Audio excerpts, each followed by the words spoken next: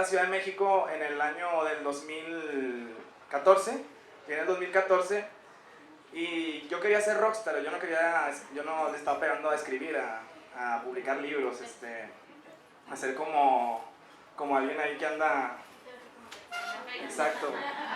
Yo quería ser rockstar, pero pues canto bien culero también.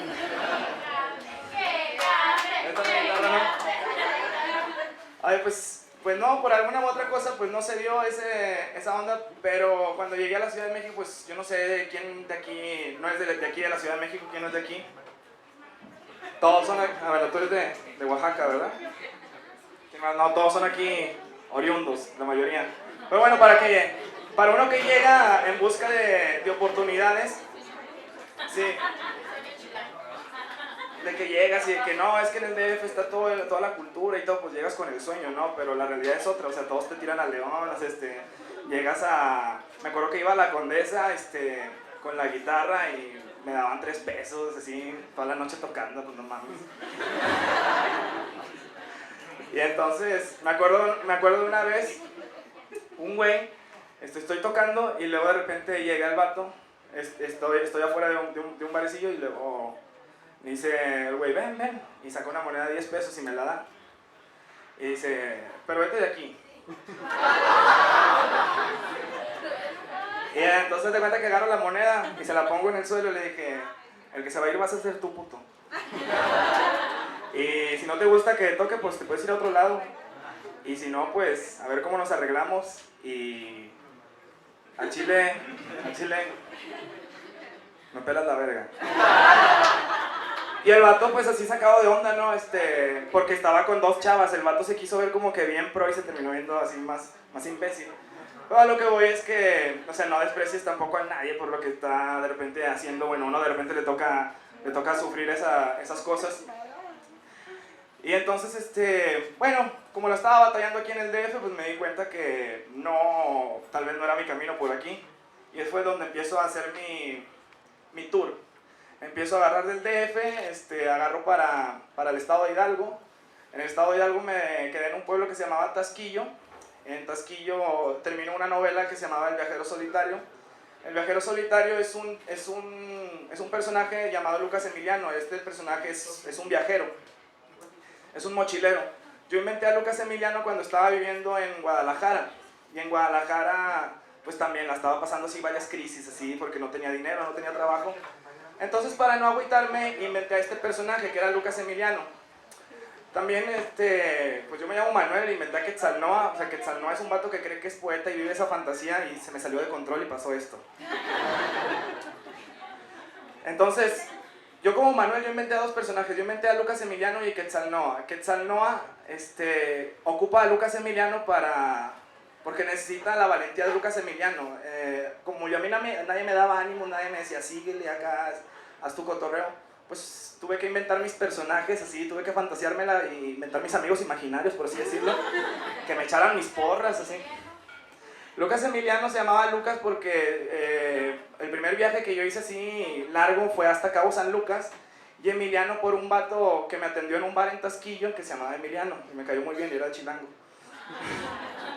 Y no sabía, ya tenía muy avanzada la novela y no sabía cómo se iba a llamar el personaje. Y dije, se debería llamar Lucas. Pero después el Emiliano me dijo el vato, me cayó muy bien. Y digo, ¿cómo te llamas? No, Emiliano. Y dije, mira, te voy a hacer un personaje.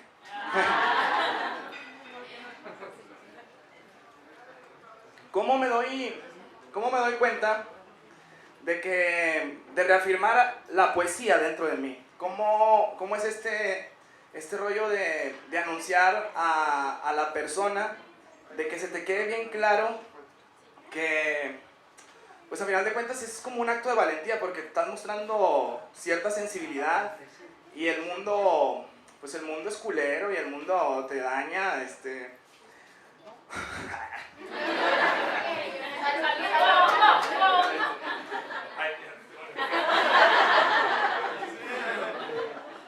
Y sí, pues el mundo te daña, ¿no? Y bueno, en esta época, voy viajando. Yo ya había olvidado la poesía. Bueno, no la había olvidado, pero no jugaba el papel de decir, soy poeta. Porque decir soy poeta es una cosa medio compleja, puede sonar hasta payaso cuando lo estás diciendo, decir, yo soy un poeta. Suena así hasta pretencioso. Entonces, les digo, yo me estaba olvidando de decir soy poeta y solamente me dedicaba a escribir y escribir. Escribes todos los días de una manera en que no te das cuenta que lo conviertes como en un hábito, casi como comer, dormir o cagar. Entonces, es prácticamente cuando yo estoy escribiendo poemas, yo ni me doy cuenta que los estoy escribiendo, porque pues, ya son parte de mi naturaleza, es como cualquier otra de mis necesidades. La poesía es una necesidad en el mundo, o sea, y ahí te lo puedo decir, por ejemplo, en la Biblia, no soy muy católico ni muy religioso, cristiano, pero dice un versículo, no solo de pan vive el hombre, sino también de la palabra. Está haciendo como referencia a la sabiduría de que necesitamos las palabras crean al mundo, las palabras nos alimentan, las palabras nos dan vida, las palabras nos transforman, las palabras nos dan para abajo, las palabras nos destruyen a veces, y también nosotros dañamos con las palabras. Hola amigos, yo soy Antonio Salas, esto es Selección Nacional y estamos hoy con... Quetzal Noa. Correcto, y pues bueno, estamos aquí en la Ciudad de México, estuvimos presentes en su primer show aquí en la Ciudad de México. Dime, ¿qué te ha parecido? Bueno, impresionante la respuesta y no pensé que fuera a tener así el lleno. Ya había estado con anterioridad firmando libros en Coyoacán, pero bueno, ahora realmente estuvo desvivido todo. Se hizo el perfecto ambiente entre cervezas, comida y poemas, la verdad, muy buenos los poemas. ¿Tú qué viste? ¿Cuál fue el que más te dio respuesta? El que tú dijiste, ese es el que le dio en el clavo. Pues fíjate que es como una cosa curiosa porque casi todos tienen una historia y la mayoría de las personas los conocía, fue lo que me impresionó. Hasta, yo creo que, por ejemplo, ahí con el de si vamos a ser novios, que al final de cuentas la gente me ayudó ahí a completarlo con la última frase. Correcto, y bueno, cuéntanos cómo fue un poco de tus inicios, cómo fue que te diste cuenta que tenías esta espléndida capacidad para escribir. Se puede decir que son etapas distintas. Una cosa es darte cuenta de que escribes, la otra cosa es darte cuenta de por qué estás escribiendo, la otra es darte cuenta de por qué no habría gente que debería leer esto. Entonces, varía mucho, puede ser desde mis viajes de mochilazo por el sur de México y después la etapa del enamoramiento, después viene la etapa del sentir que tienes que compartirlo todo para que no se te quede y poder inspirar a otros. Entonces son varias vertientes. Correcto.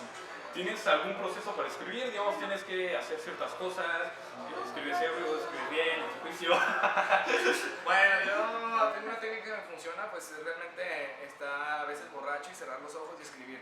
Pero bueno, últimamente ya no me sale tanto porque ya no entro en grados tan cabrones con el alcohol. Antes sí, como estaba en una etapa medio depresiva, tal vez me conectaba un poco más con ese monstruoso ser que me estaba habitando, pues. Y entonces ya el alcohol lo ha sacado todo y viene otra parte entonces de tu escritura. Ajá, ya viene una parte un poco más madura donde empiezo a ver esto como mi manera de vida, como una parte donde es un trabajo, a final de cuentas, romper el esquema del poeta borracho, del poeta maldito y hacerlo de una manera un poco más profesional y ofrecerle sobre todo a la gente la posibilidad de acercarse a la poesía sin que crea que es algo confuso o algo que necesita tener demasiado conocimiento intelectual, porque bueno, los que arruinan las letras en México son esos elitistas literarios que piensan que te quieren tachar todo como si fuese esto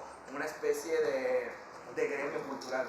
Tú has podido acercar lo abstracto, por así decirlo de alguna manera, ¿no? Pues más que abstracto, llegar a un público fresco, un público desinformado, un público desinteresado, que de pronto empieza a adoptarlo y a través de ello empieza a decir, bueno, pues empieza a sentir curiosidad por leer, ¿sabes? Vaya, ¿a qué edad te adentraste en esto de la poesía? Yo creo que fueron a los 17 años. El primer encuentro que tuve fue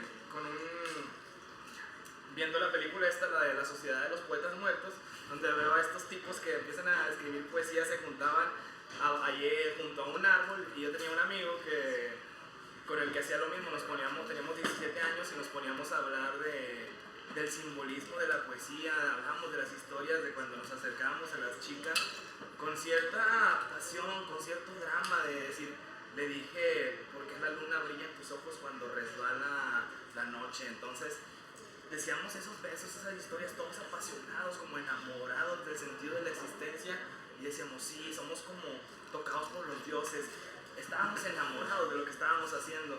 Y al final de cuentas, por ejemplo, me recuerda mucho a lo que decía García Lorca, la poesía no necesita eruditos sino amantes. Y bueno, a nosotros nos encontró en la modalidad de amantes. Correcto. ¿Tienes alguna frase que te haya motivado, que te motive hoy en día, algún escritor tuya propia que se te anime? Fíjate que hace poco descubrí una de Jack Kerouac que decía, enamórate de tu vida. Y sí, o sea, es algo bien simple, ¿no? Enamórate de tu vida. Pero ¿cómo le vas a hacer para enamorar a tu vida, sabes? ¿Cómo enamoras a la vida? Y me acuerdo porque yo tenía un poema alguna vez que se llamaba Cómo enamorar a la vida. Pero bueno, después descubrí la frase de Jack Kerouac y dije, wow, no sé, lo que yo traté de decir él lo dijo en una sola frase, enamórate de tu vida. Y hay una de, por ejemplo, de John Lennon que decía, le dijeron, ¿alguna vez pensaste en el éxito de los Beatles? Y él dice, yo siempre pensé que los Beatles eran la banda más grande del mundo, solamente fue cuestión de convencerlos a los demás. Te habla mucho del hecho de centrar tus pensamientos y enfocarlos en algo positivo, porque al final de cuentas la mente no distingue lo que es real de lo que es fantasía, y si tú crees que eres un pendejo, un idiota, vas a terminarlo manifestando. Así que ¿por qué no inventas una ridícula y absurda mentira que te salve?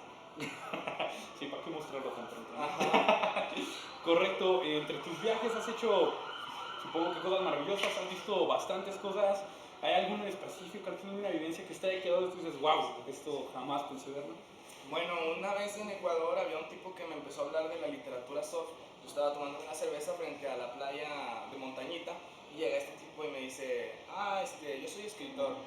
Y yo, qué bien. Y de repente me empezó a hablar de que él había sido secuestrado por extraterrestres y lo abdujeron, y los extraterrestres le quitaban el cáncer y lo eligieron a él porque él con sus conocimientos de literatura había sobrepasado el conocimiento promedio de la humanidad, entonces se lo querían llevar a otro planeta para hacer un experimento. Y dije, wow, si fuera una alucinación o si fuera una fantasía, como quiera, está muy interesante el tipo. Ok, correcto. Entre tus libros, ¿hay alguno que tengas favorito, uno que se haya llevado más parte de ti? ¿O tienes así algún concepto de alguno? Mis libros son como despojos, son algo que yo me deshago de historias para llegar a estar viviendo más ligero, ¿sabes? Para estar despreocupado. Yo considero a mis libros como despojos. Son hijos, pero también son despojos. Tarde o temprano se tiene que ir. Correcto. Pues bueno, siendo así, ha sido una experiencia maravillosa. Tienes unos textos, la verdad, bastante fuertes. Hay una tienda en línea en su página oficial, es Quetzalnoa. Entonces pueden comprar por ahí sus productos, estar atentos a sus próximas fechas. Y pues bueno, esto fue Selección Nacional y hasta la próxima.